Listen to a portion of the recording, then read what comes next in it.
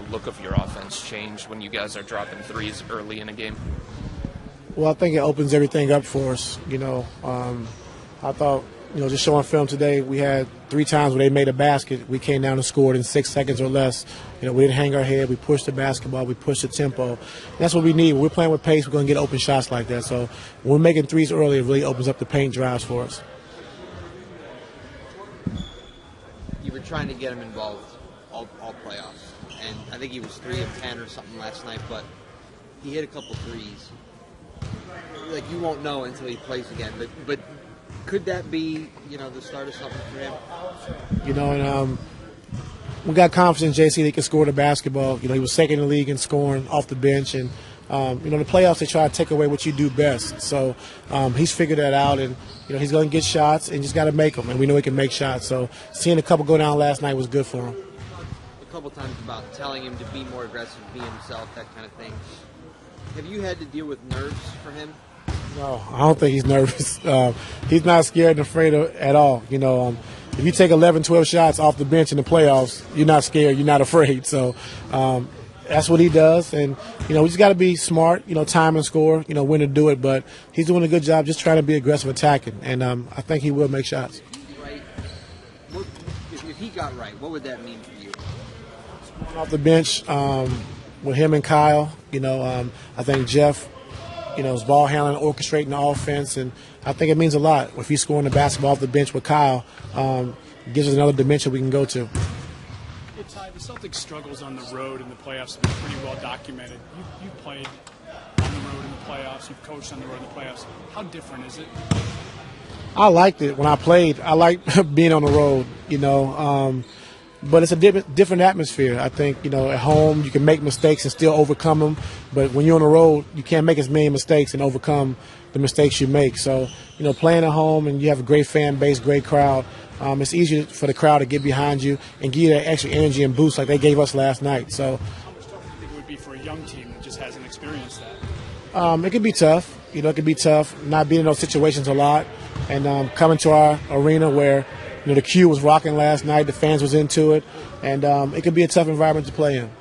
A big, huge win like you did last night, 30 points, whatever it was.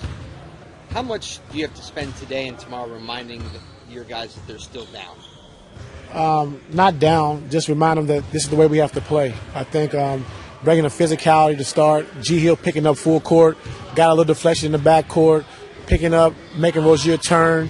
I thought JR's first possession of the game, not letting Tatum catch it easily, and they had to go to a second option. So just, remind those guys, just bringing the physicality 1 through 5, picking up full court, being on bodies.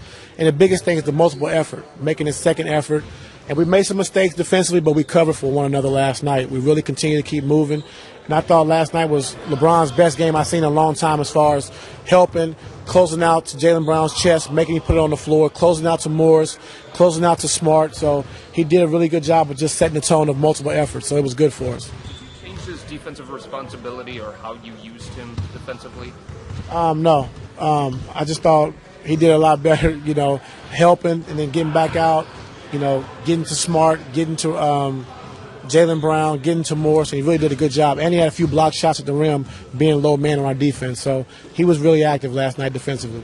These numbers can be deceiving, but last night was LeBron's lowest usage percentage of the 3 games against the Celtics.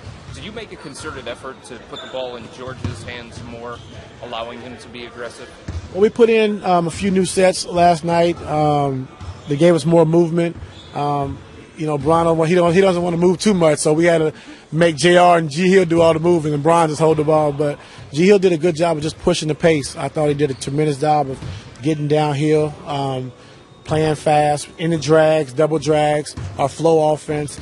And when he's attacking the paint and being aggressive early, him and JR, when they're scoring, it really opens everything up. Getting back to Joe's question, Tristan said last night that you guys brought a must-win mentality to Game 3. Can you do anything to keep that going for 48 hours, for a game? We know what it takes. We've been here before. We got a lot of veterans, a veteran crew, and they know what it takes to win. And so you just can't get satisfied with this one win. It was just one. We got to come out, tomorrow night and duplicate it again. With what we were talking about with Jordan, the same things with Larry. Did he have to feel his way to kind of get in the flow? He seems like he's been playing better lately. I mean, his energy, his athleticism, his ability to switch and guard multiple positions is good for us. And when he's rolling to the basket, he got a couple dunks last night. And when they pull in the help, now you got Kyle Korver and JR making threes. So his athletic ability and his force rolling to the rim is really key for us.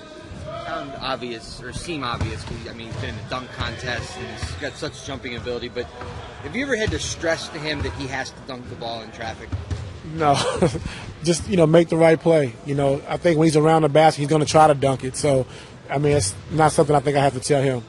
The way that LeBron has gotten Nance the ball, do you think they have that? It's the athleticism that they're able to, sort of make some good connections. I think Larry does a great job of just when plays break down, of sprinting into pick and rolls. So his man's not on his body. So he gets there quick, he touch and go, and now he's open. So I think he does a good job just sprinting into pick and rolls and creating that separation where he can get lobs and dunks and easy drop-offs. Brad was saying last night you guys are really connected. He was talking about defensively. But when you have a game where you have 6 guys in double figures, what does that do to a team's chemistry? It's great. I mean, it's big for us. I think we're playing defense the way we played last night, and we're getting out in the open court. Everybody's going to touch it. Guys are going to get easy shots, and, we can get 4, 5, 6 guys in double figures when we're playing that way.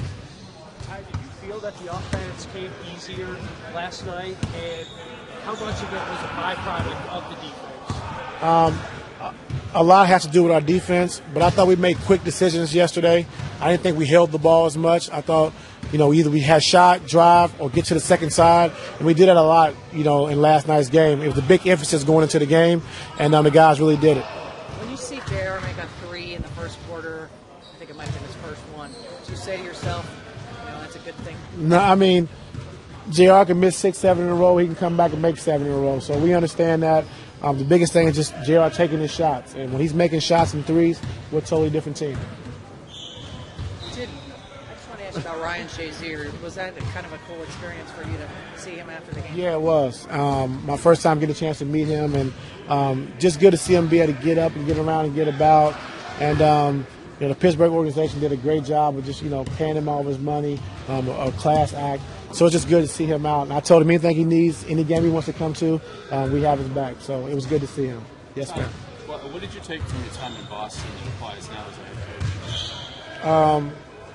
All the stuff I learned from Doc Rivers. I think just having a chance and opportunity to be under a coach who I think is one of the top coaches in the NBA and to learn what he's done, how he's handled, coaching KG, Paul Pierce, Ray Allen, Rondo, and just seeing how he did it. So, everything I do, coaching-wise, is Doc Rivers driven. So with the opportunity that he gave me, along with Danny Ainge, of just, making up a role for me to come there to, get my feet wet, to become a coach, I owe a lot to that organization giving me my first opportunity.